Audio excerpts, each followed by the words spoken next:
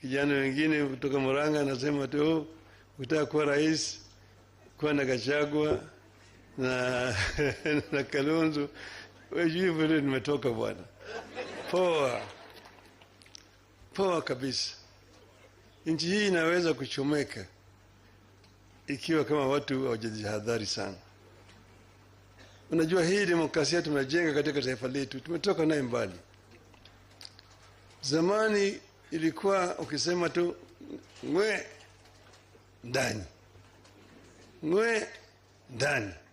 Wakati ile ambaye simba alikuwa na meno na makucha.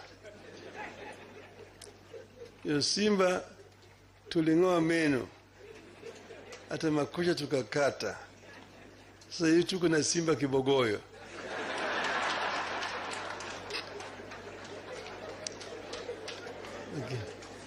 Haikuwa rahisi. Wakati ile ilikuwa kama umeonekana tu wewe ni mtu ambaye atafuati nyayo, unashikwa tu na mtu anaenda weka sahihi, waziri wa mambo ya usalama. Hiyo inatosha kuweka yeye jela Kamiti au Shimulatewa au Naivasha kwa miaka mingi zaidi. Kuna mambo ya mahakama.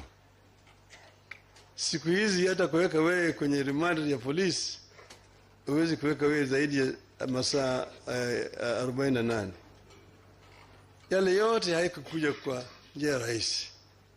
Imekuja kwa jasho na damu ya Wakenya. Please don't scroll. I'm just trying to become a big content creator one day, but I have no supporters.